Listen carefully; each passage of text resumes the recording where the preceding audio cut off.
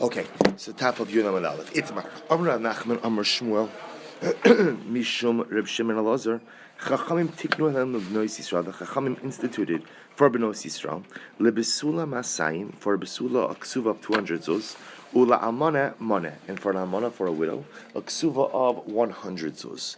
Veheim he'eminuhu shim amar pesach pasuach matzasi ne'eman, and Chazal vested the husband with a certain believability that if he says pesach pasuach, if he claims that she was not the basula, he is believed. So the Gemara says, well, imkein maho ilu chacham takanas. And so Paul said the assumption is that the entire motivation for the ksuva is the idea that we are safeguarding the interests of the woman. If the interests of the woman could be compromised simply by a statement of the man saying she's not a basula, then how have you safeguarded her interests? Meaning that, so that means he could wake up and decide one day that, wake up the next morning and have buyer's remorse and say, you know what, she wasn't a basula, and therefore I don't want the marriage, and that we just believe him. So the Gemara says, Amarava, Ari actually mentioned this yesterday, Amarava, chazaka ein adam torech besuda mafsida. The chazaka is a person is not going to spend all of that money and effort in making a su'uda only to go ahead and lose his money. The idea is the guy just put in all of this money for a wedding. He didn't want to marry this woman, he didn't have to marry the woman. But the notion that he's going to put in the money for the ksuva and then he's going to claim afterwards that she's not a basula, just to claim it, doesn't seem to make sense. Tana, ho'il v'kanas chachamim hu lo tigba.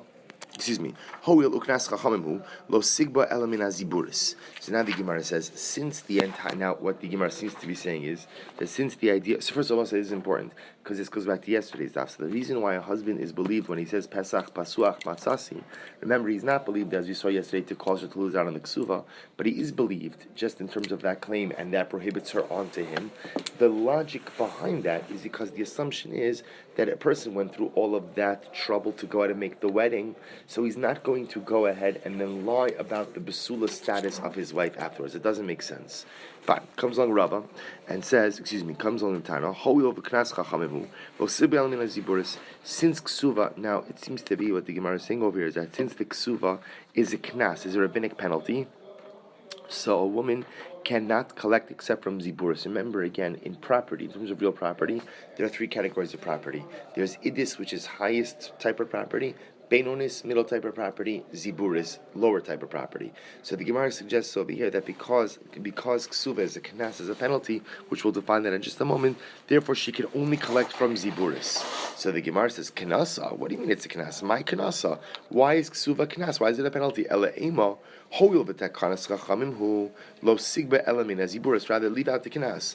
Just say, since ksuva is a rabbinic enactment, so because of that, she's only entitled to collect from the least valuable property. This is very important because remember, again, you'll say to yourself, well, who cares? Meaning at the end of the day, the ksuva is a valuation. So if it's 200 zuz, what does it matter if she collects from 200 zuz of this or 200 zuz of that? So the Gemara says, because most people would rather have 200 zuz worth of high quality property than 200 zuz worth of lower quality property. Thank you.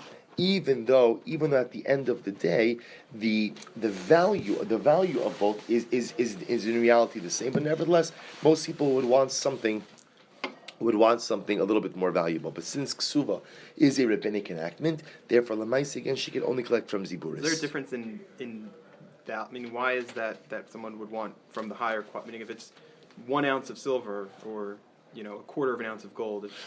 Because the assumption will be, let's say, talk about real property, let's talk about land, it's easier to sell higher quality land, real estate, than it is to sell inferior quality.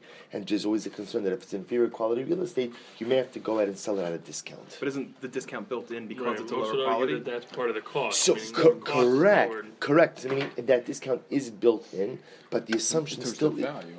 It's not right. 200 is 200. No, but it's... But in terms... I'm sorry. No, go ahead. Say it. No, I'm not going to say it. The actual value is the same, but one of them is easier to distribute. One of them is easier to deal with. No, but then the value's not the same. Unmarked coins. Well, no, the actual value. The value is the same. Remember, these valuations occur at the time when the ksuva is paid out. So for today, when the ksuva is being paid out, the valuation is the same. Right. So what Yankee's saying is that if the valuation's the same, then it should be the same. Meaning, if I'm an investor and I'm buying a field, and I'm buying the best field or the worst field, the best field for 200 zuz or whatever is going to get me 1 foot, and the worst field is going to get me 6 feet. No, but understand. And if I could sell that, being- I'm going to be able to sell it for 200 because that's the valuation.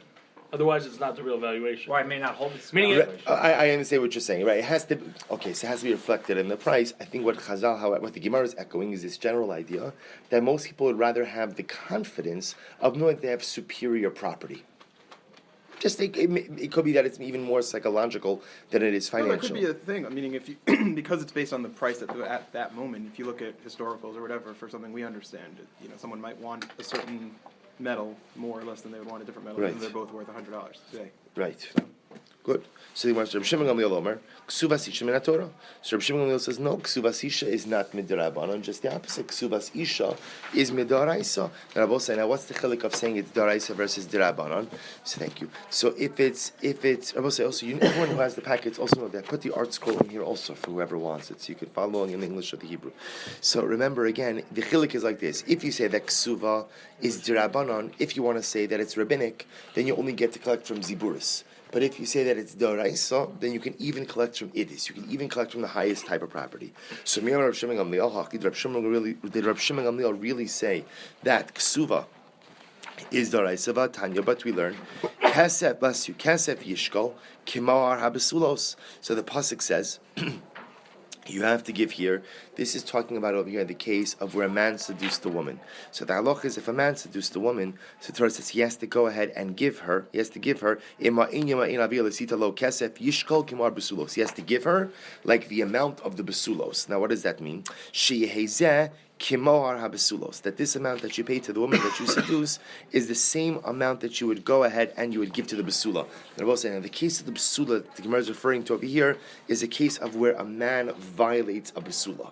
So if a man violates a basula, the kinas is 50 silver pieces. So if you seduce a woman, the financial penalty is the same as if you went ahead and you violated her, 50 silver pieces. However, she has. Knas, or is it just meaning is it a mode of knas pater? So this is an actual kinas. This is an actual kinas. This is an actual motive kinas pater. It's a big machlokes if that only applies to Rabbanan and Daraisa. But this is a kinas. So the Gemara shehezeh kamar besulos umar besulos kazeh. So this one has to be like the moar habasulos, like the case of where a man violates a woman, and the case of where the man violates a woman has to be like this. Now we'll say, now what does that mean? If you take a look at Rashi, so Rashi says over here kimar habasulos. So skip to the next Rashi. Shehezeh kamar besulos hikish hakas of kinas hamafata. Knas haonis ma lahalan nun afkan nun ma kesef ha'amar kan shkalim d'chsiv yishkol af lahalan shkalim d'lo timamos. So both say the Torah links the financial penalty for violating a woman and seducing a woman to teach you that they share common characteristics, namely that in both cases you have to pay 50 silver pieces, and in both cases you have to pay shkalim. Shkalim are considered to be the highest order financial unit. Mikan samcha chachamim l'ksuvas ha'isha min haTorah, and from here Chazal went ahead and instituted. Rashi says midikari mohar. So the fact that this is called the mohar, ultimately the Torah, this is the source for the concept of ksuva. So the Gemara is suggesting over here now is that it could be that ksuva is really derabanan, but yet again there's no question that ksuva has its roots in a I deoraisa. want to be $100 shekel knas. Why wouldn't it be? That's not. Torah says. No, I'm saying, but what's happening is that if you violate her, that means it's 200 and 100, right? For a regular. Come on, for ksuva now. Right, I'm saying, so what happens is if you violate this lady, you take her $200 value, and you drop her down to 100. Oh, so I was thinking the knas would be good. special. So right. So you're working a little bit back, meaning Ruvain saying that if she is a basula, right. So she gets a ksuva of 200 zuz, Right. but yet now he's only paying up. So remember, you're working a little bit backwards because remember the first thing you have to start is the doraisa. The doraisa says that's Kosh Baruch Hu says that it's 50 silver pieces. That's what that is. The point the Gemara is now what you're saying is good. Ask it a little bit differently. We're going to have to ask then where do Chazal come up with their with their numbers from. So that's we're going to get to that. We're going to get to that. But the point over here right now is that we have the concept. We could agree. The idea is ksuva is derabanan, but essentially Chazal understood that they have a biblical leg to stand on to be able to institute it. So the Gemara goes right to Reb Shimon Gamliel Omer, ksuvas isha eina medivrei Torah, ela medivrei sofrim. So Reb Shimon Gamliel says, no, ksuva is not deraisa, it's derabanan. So we'll say, first of all, now we have a stira, because we just said before we have a contradiction, because beforehand we just said Reb Shimon Gamliel says that ksuva is deraisa, and now you have Reb Shimon Gamliel saying that ksuva is derabanan. To which the Gemara says, "Eifoch, it's not a problem. Just switch around the shitos." And it's not Reb Shimon Gamliel who says that it's a ksuva daraisa, but rather again, it's Reb Shimon Gamliel who says that ksuva is daraisa, and it's the first opinion that says that ksuva is derabanan. Umay chazis da'afchis basraisa, eifoch kamaisa. How do you know to switch around the opinions in this latter case? Perhaps one should switch around the opinions in the earlier case. We'll say, in other words, that we have two different machloksim. In case number one, Reb Shimon Gamliel says that ksuva is deraisa, and the other opinion said ksuva is derabanan. And in case number two, Reb Shimon Gamliel said ksuva is derabanan, and the other opinion said deraisa. So the Gemara suggested switch around the second case, and Reb Shimon Gamliel is the opinion who holds that ksuva is deraisa. Well, the Gemara says, how do you know to switch around the second case? Maybe you should switch around the first case and actually hold that what? That Reb Shimon Gamliel holds that ksuva is derabanan. To which the Gemara says, Hashma'ina leil Reb Shimon Gamliel, Damar ksuvas isha midaraisa. No, the truth is because we have another statement of Reb Shimon Gamliel that clearly indicates that a ksuva is daraisa. What's the other case? This nan, Reb Shimon Gamliel Omer, no sinla mima'us kaputkia, that when you pay out the ksuva, you have to pay from ma'us kaputkia. So what's like kaputkia was a place, this was a type of denomination of coins. You have to give her kaputkian coins. Now, what that means is that Lamaisa, that's a higher order currency. The only time you would require a higher order currency like that is when? Is if it's daraisa. The other possibility is kul Reb Shimon Gamliel.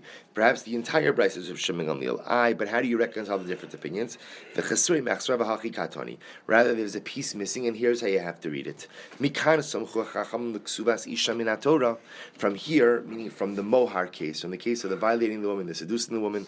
So Chazal went ahead and found their proof to ksuvas isha min Torah. So ksuvas amana ena midivrei Torah ela midivrei sofrim. Oh, but not all ksuvos are daraisa. There are some ksuvas that are daraisa, some ksuvas that are darabana. Namely, when it's a ksuva of a besula, so that ksuva is daraisa. But ksuva of an amana, of a widow, that ksuva will be diraisa from midrabanan. Reb Shimon Gamliel Omer, ksuvas amana ena midivrei Torah ela midivrei sofrim. Because Reb Shimon Gamliel is on record as saying that the ksuva of an amana is not daraisa, but rather again it's midrabanan. So we're saying, so now what we've seen over here is essentially three different possibilities. Possibility A is Reb Shimon Gamliel holds that ksuva is daraisa, and the other opinions hold it's darabanan. Possibility two, actually really only two possibilities. Possibility two is that Reb Shimon Gamliel holds that there are some ksuvas that are daraisa, some that are darabanan. If it's a ksuva for a besula, then ultimately what? That's a daraisa. But if it's a ksuva for an almana, then that is going to be a darabanan. Hahu da'asa lekamei Rav Nachman. There was a particular individual who came before Rav Nachman. Amar le Pesach pasuach matzah. So this is an interesting case. So a man came before Rav Nachman to Beis Din, and he said to Rav Nachman, listen, right, last night was the wedding night, Pesach pasuach. I encountered no resistance in the bia, and therefore she wasn't the basula. Amar le Rav Nachman, asbuhu kufri mecharachta. Excuse me, asbuhu kufri. So if you look at Rashi, Rashi says asbuhu kufri hilko malkios b'maklos charios. Give him lashes with palm branches. Give him lashes with pine branches. So I'll say, what's the pshat? He says, mevarachta chavita lei.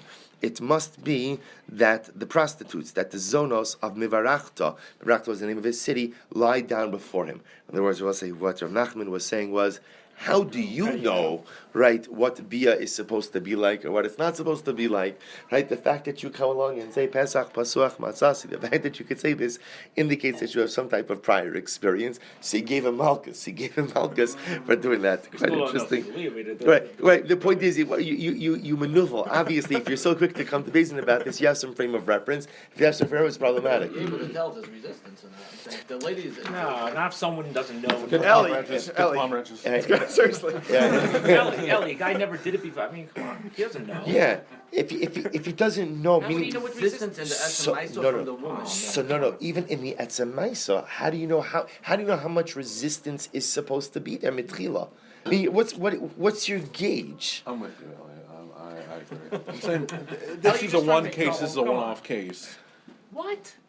No, obviously, all he's saying is, okay, let's say he went to the chazan class, and in the chazan class he was told, you're going to have some resistance levers. The guy has no idea. How does he know what that means? This is to discourage people from making False claims. Well, 1 second. Well, let's claims in general. let me just. That's a good One question to second. begin with. So listen to this. Now let's finish the story. Vahar Rav Nachman hu Amar Mehemen. So the Gemara said, 1 second. Rav Nachman was in yesterday's daf is saying that when a guy shows up and says Pesach Pasuach Matzasi that he's believed. So why is it? Oh, to which the Gemara says Mehemen u'misabina lekufri. Oh no, we believe you. We're just gonna punch the heck out of you. No, I don't know. We really Right, believe you because we believe you so much because obviously you have experience. Right? So the idea over here is he's believed. Essentially, what Rav Nachman seemed to be saying, and again, Why didn't the Gemara bring that up to begin with, by the way? by the previous case. No. By the whole Pesach Suach. How do we know that the person even knows what's the That's context? bringing up, of right? it? Oh, because it's Ellie's point. Because the Gemara operates with the automatic assumption that people understand what resistance means. That's so Ellie's. We You're gave right. him. I apologize. You're right. We gave him a very No, hard I time. apologize. You're right. Right, we gave him a hard time Because we see the Gemara is but assuming- Lemaisa, what he said is the assumption of the Gemara. Right? Is that people know? So remember, right? You're good. So the simple teretz, by the way, is that Rav Nachman perhaps knew this particular individual. That's the other possibility. And the Maharsha actually makes reference to that, but that might be the simple pshat. Was he actually saying to Be'emes to give him Malchus? Because Oh yeah, he was giving him I'm like, Malchus. no, or he's just saying like shame on you. It was just a lashon. No, if he's coming and he's asking you, you need Adam. He mamish seems to be saying. No, what do you give Malchus for? You need Adam. Oh, because no, you don't need No, nothing we gave him Malchus to Rabbana. Bezdin could go in and minister Malchus for anything. Even if he's coming in and Yeah, you took the last pancake at the breakfast. You can do anything. If Absolutely. he's coming in and admitting on his own. That's not Malchus Torah rights Yeah. they're giving him. You're Yes, saying that's the not person Malchus. That's not It's- Malchus. no, That's what you're Remember, Bezdin could. If Bezdin sees that someone's doing something inappropriate, they always have the itself. ability That's to administer itself. Malchus. You have to actually see it. No.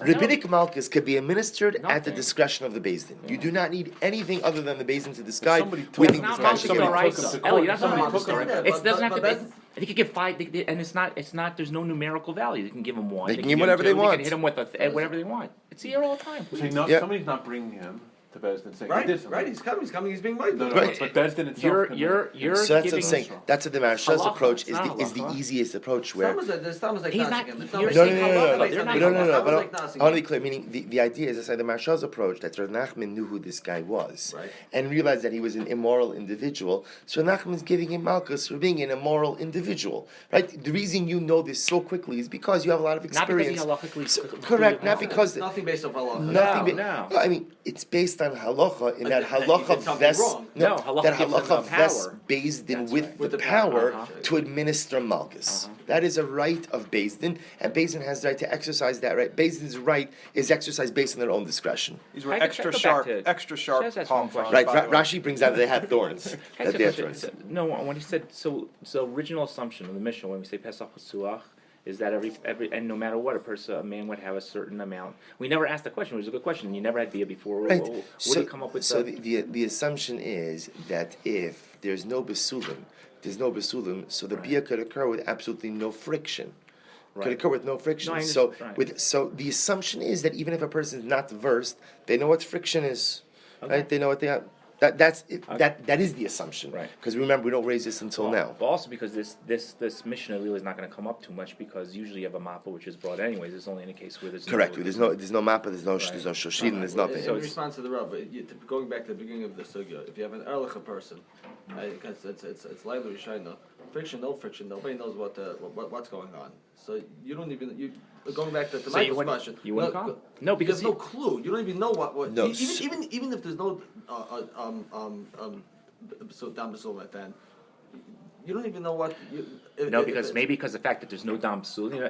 If he sees no dam, he has no. But now he sees no dam. Now he's not sure. So then maybe he'll No, come. so I'm saying, there's a piece here the Gemara doesn't say explicitly, but that's understood, which is that when a man shows up to Beis Din and says Pesach Pasuach Matzasi, there's some type of drisha v'chakira with he that. is, yeah. Meaning, Yes, like right. we speak. We're assuming that they found no dam. Correct. Remember, that's why Sure, it had to. Rashi Right, set right. up this case Right. as where the map is As gone, is- the sheets are gone. or See, comes along. or some mukaseitz, Right, or or is comes not. along and he says, no, it's mukas eitz we'll get to. That we'll Okay, get to. there's That's no going to be dam. right. But That's it's going to be a also separate. Pesach Sassi. Correct. That's going to be a separate case. We're going to talk about that. But the assumption is the guy shows up and he says Pesach Pasuach Matzasi, that we sit him down and we talk this Right, through. right. You know, and it could be that majority of cases, Right, perhaps she was a basula, but Lamaisi he just didn't know what he was Right. doing. So the Gemara said the following: Rav Achai, I'm sorry. Rav Achai Mishani, kan bebachar, kan benasui. Oh, to which the Gemara says, so Rav Achai says the following. Good morning. That was a good answer. Rav Achai says the following. I'm very confident, because you're not wearing a winter coat and a hat today. I feel much on set. I feel much better. All right, good. So we'll say. All the caravans survived the night. I can see the bottom. So the Gemara goes a little bit weiter. Look what Rashi says over here. So Rashi says, no, I'm sorry. Bachar. Rashi says Bachar. It's actually it's at the end of Rashi Mevarachta. Rashi says Bachar lo mehemin umesabina lekufri al shemei is part of nasu mehemin v'lo masabina lekufri. So the other possibility is that when do we just believe automatically klema pesach pasuach?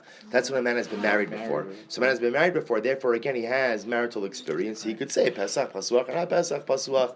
But a bachar, someone who's been married, never been married before, it comes up, shows up, Pesach Pasuach, that's where already we're a little bit more suspect about what it is exactly that he's saying and how exactly he has this information. So as a man came before Rabbi Gamliel, Amrle, Pesach Pasuach Matzasi. So what happens? So he said, listen, Pesach Pasuach Matzasi, Amrle. So Rabbi Gamliel said to him, Shema Hitisa, perhaps you tilted yourself. Right? So also remember, we spoke about Hatiyah before. So we spoke about Hatiyah in a different way. We spoke about Hatiyah ultimately, again, as a way of circumventing the potential issues that would come up with Bia Rishona on Shabbos.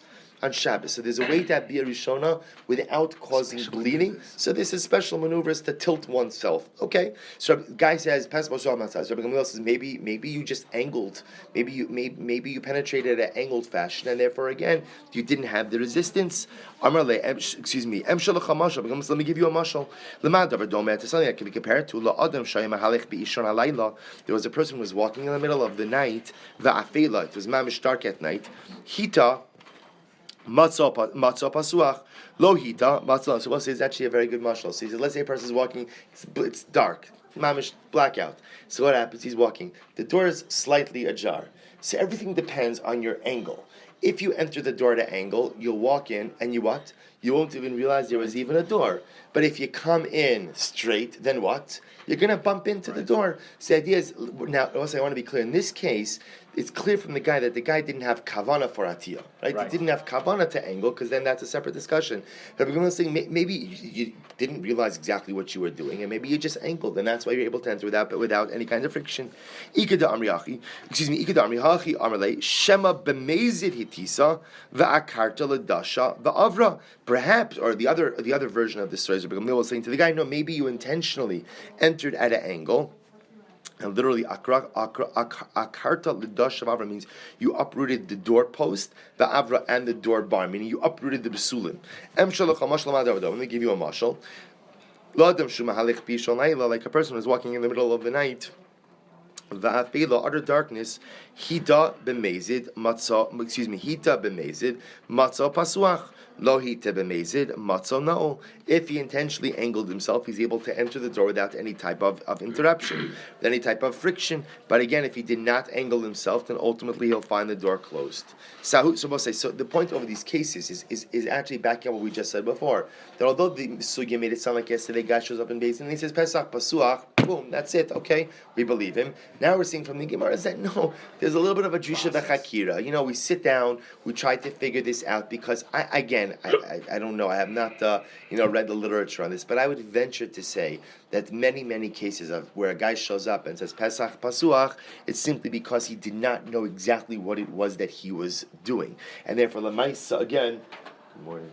Lemaisa, that's the basin sits him down and goes through this process with him. So the Gemara goes weiter. Hahuda asla kamei Rabbi Gamliel bar Rebbe. There was a guy who came before Rabbi Gamliel bar Rebbe. Amarle Rebbe baalti v'lo matzasi dam. Says Rebbe, we had to be a rishona, and there was no dam, there was no blood, there was no dam besulim.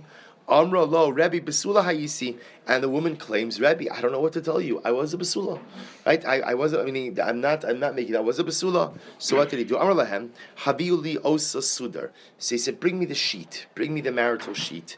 Haviulu Asudar Ushra Obamayim. So he took the sheet, he soaked it in water. V'chipsu, and they laundered it. Umatza alav kama tipei damim, and they found some specks of blood on it. So Rashi says over here, last Rashi in the Daf, v'chipsu sheu tipei hadamim mechusim b'shichvas zera. So what happened? The blood was obscured by semen, by shichvas zera. So he laundered it, and essentially again the blood was there. Amarlo leich zechei b'mikchech. Go ahead and go acquire your purchase. You're saying to the husband, Mazel Tov. You know the woman you married is a basula. All is good. Amarlo hunamar berei dirava mi parzak yol ravashi. Anan nami na'avitachi. We should also do this.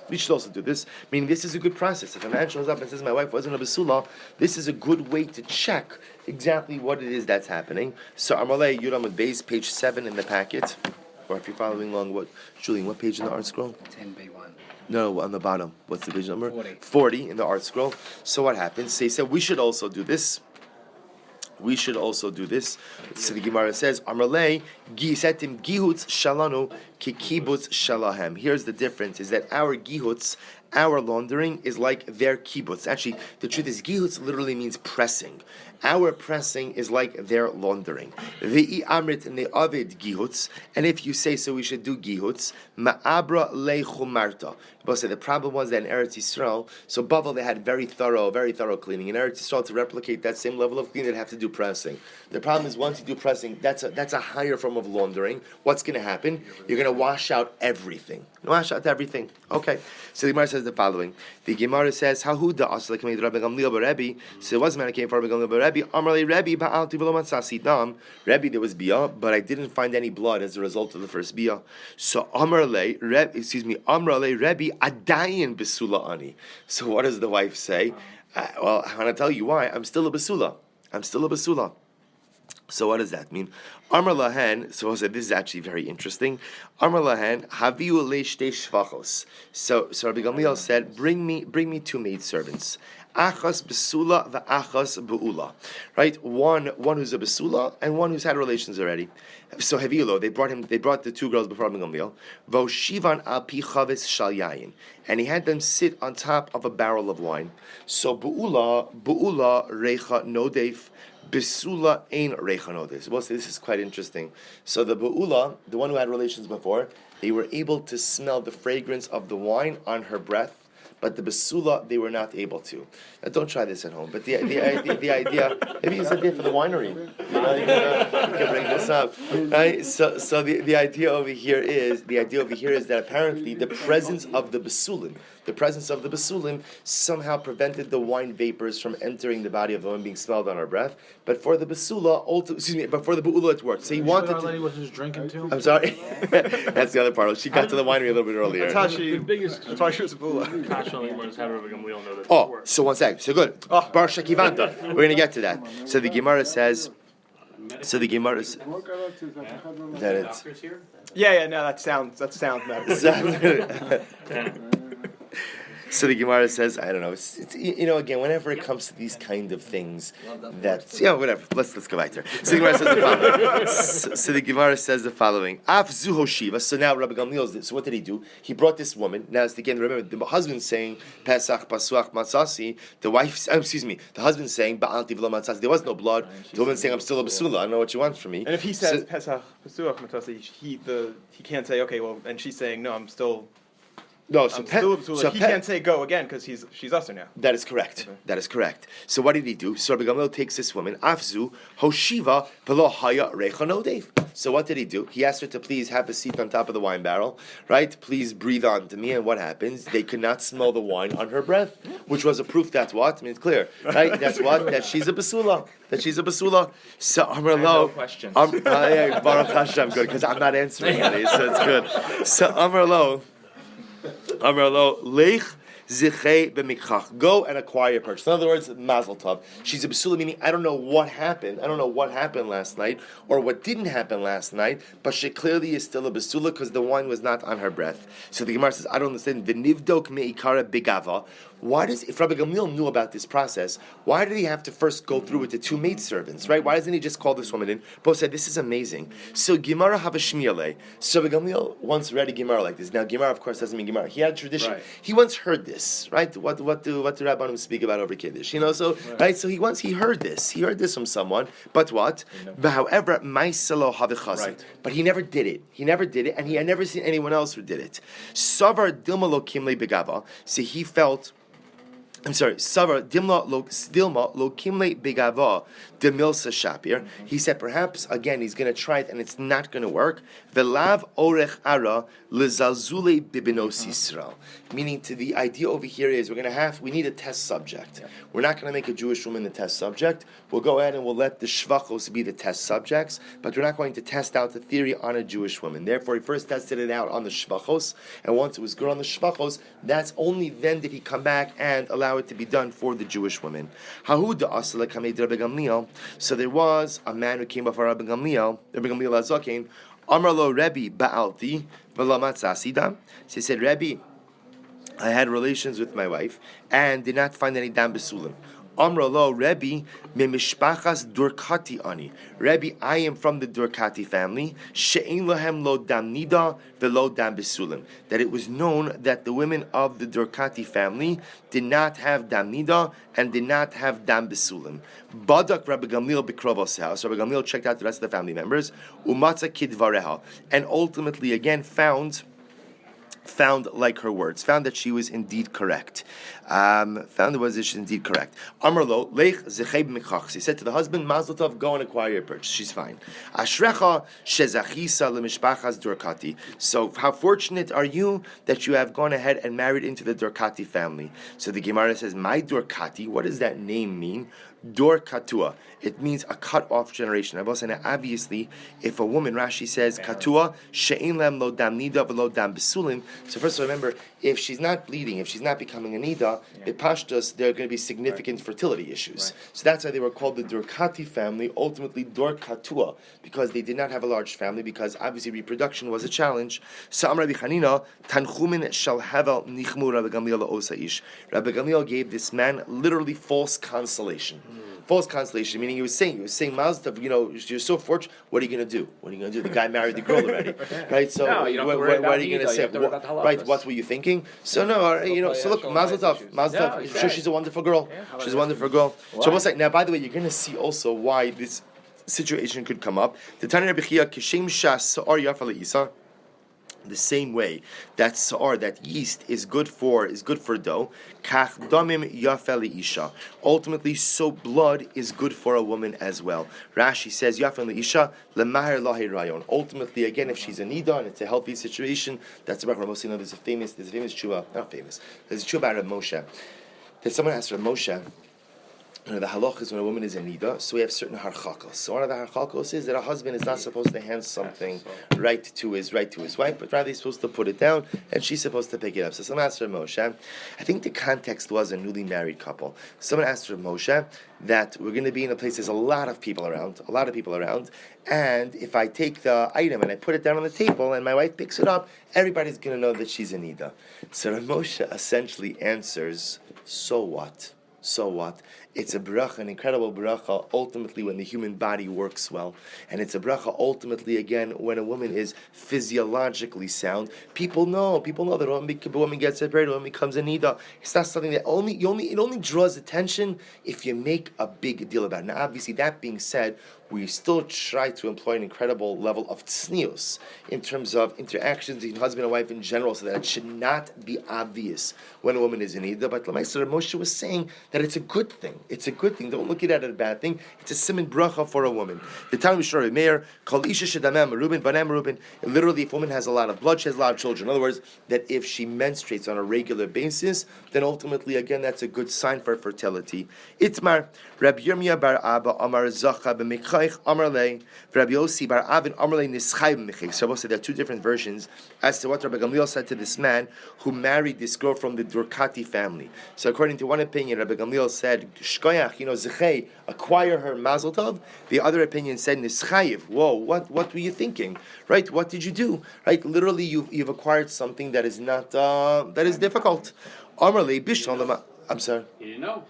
I mean, she comes to him afterwards. He didn't know, Einachinami. But Rabbi Gamliel is saying to him, Nebuch, I'm kind of preparing you for what's in store. I feel like that For would what's be in pretty store. high on her shidduch resume.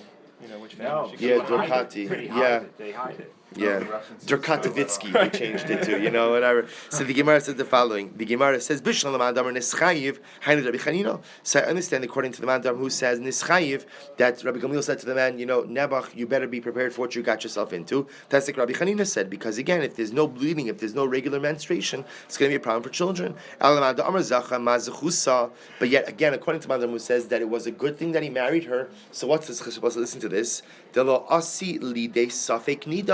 One thing is not going to happen, which is they're not going to have neither shilas, right? They're not going to have neither shilas. So you're not going to get into a situation of suffering either. I will say it's an incredible yisod also. That sometimes in life, there are realities that are just by definition b'diavad. There are realities that are just not good, and no matter how much you try to repackage it, you're not going to be able to make it good. The only thing you could change is what? Is your perspective. So the mice. On the bright side of life. Always look on the bright side of life, right? So we know that Lemaisa, again, what? See here, he's married to this woman. Fertility, mishpacha, is going to be an issue. But Rabbi Gamliel says, okay, you know what? This is your reality. You'll have to contend with it.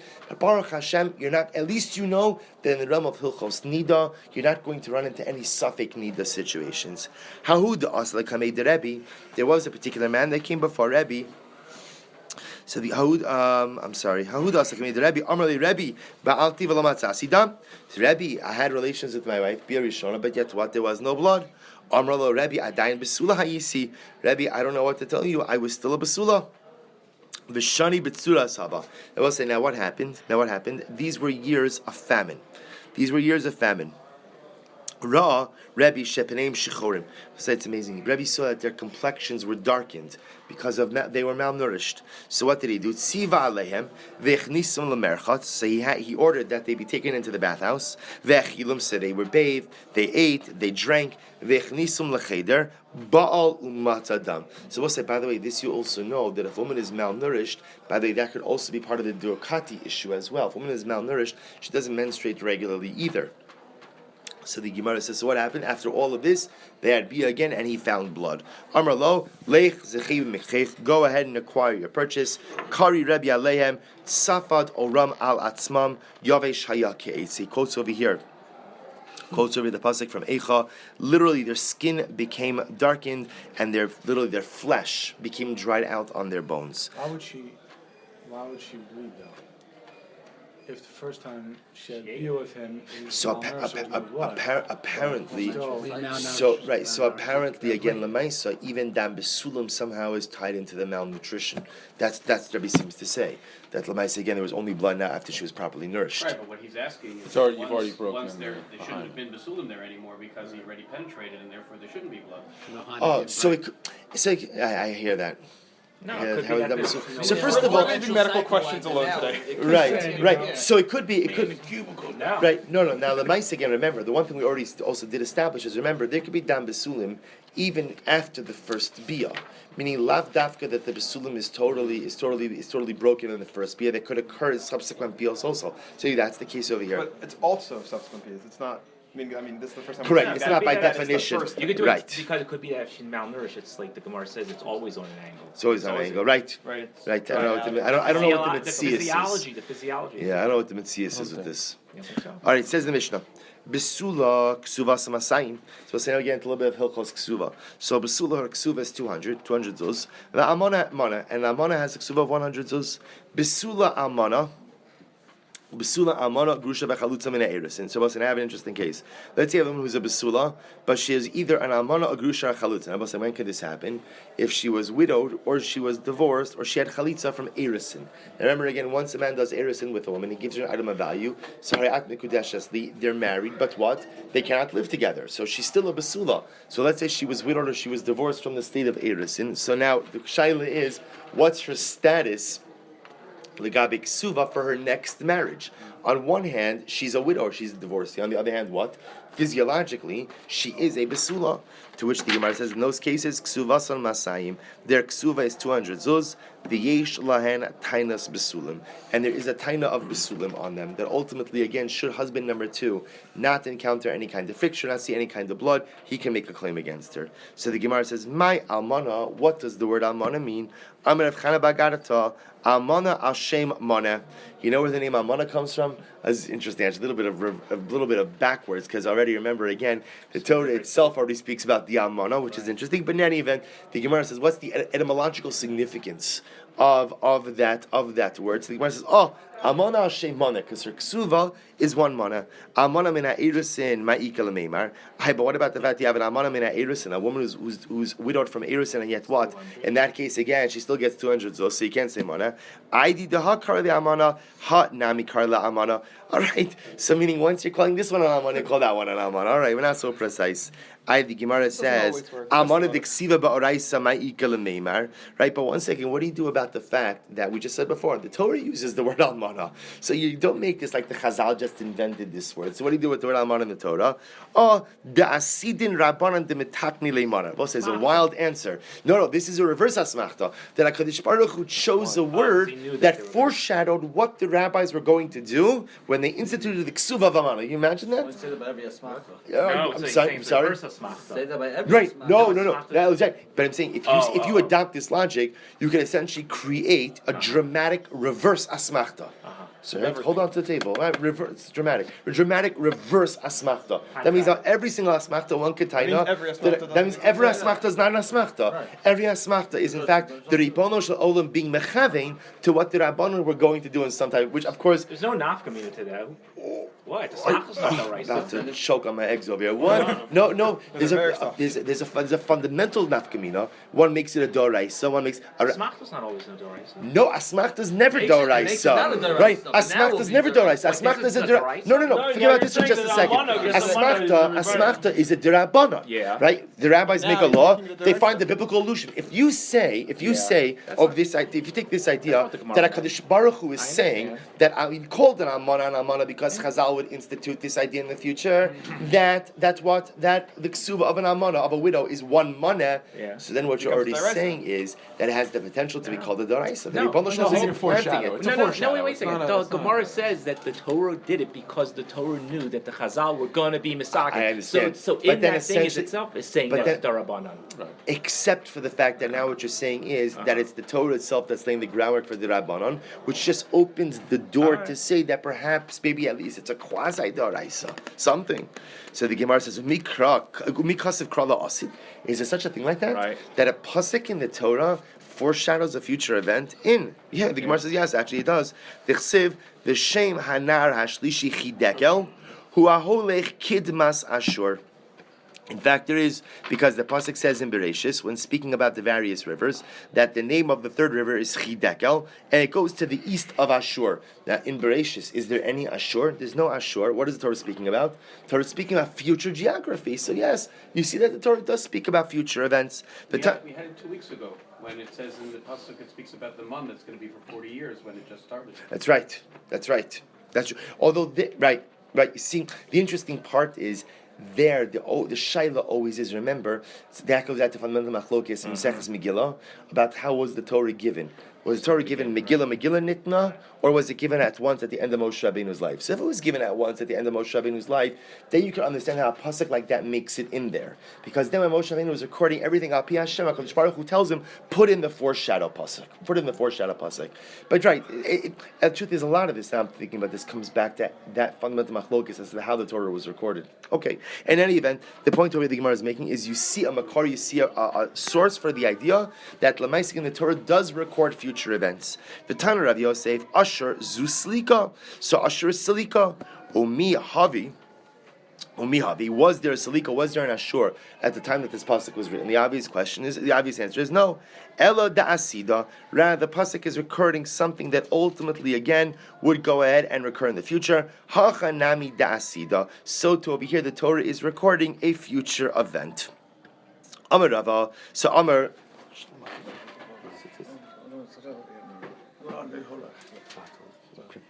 So the Gemara says, so Amar Rav Chana Bagarata. So the Gemara says the Halavai. So the Gemara says, Amar Rav Chana Bagarata.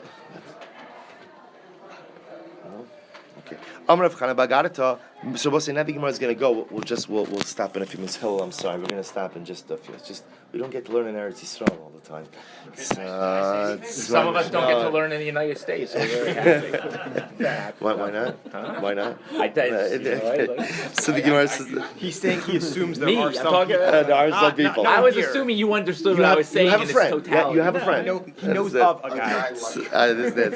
No, it's me. It's me. What is it? It's not a guy who rhymes with matches.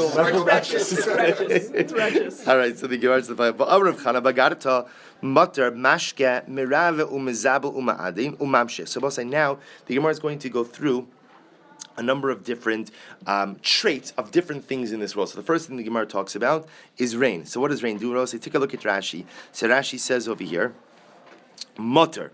Rashi says mezabel. So mezabel literally means like fertilizes, right? It allows the earth to be ready to grow. Ma'adein, no sin edna v'ziba pears. It gives a shine or a beautiful coloration to the fruit. So let's just read that inside again. So the Gemara says, I'm sorry, mutter mashke. It waters. Mirave mezabel ma'adein umamshich. So what does rain do? It waters. It ultimately again causes the furrows. It fertilizes. It gives it creates a beauty, umamshich, and ultimately it allows for the perpetuation, ultimately, of the species. Amar Rava bar Rabbi Yishmael, v'teimer Rav Yemer bar Shamia, Maikra. What's the pasuk? So over here the Gemara quotes on the pasuk from Tehillim, Tilameha Rava Nachas Gidudeha Berivim Timogegna Tzimcha Tivarech. So here David HaMelech extols all of the virtues of rain. All right, we'll stop over here. Fine. We'll pick up with Amar Rabbi Elazar tomorrow. Shikoyach. So we might as well leave this here then. Tomorrow. We're all so much more engaged.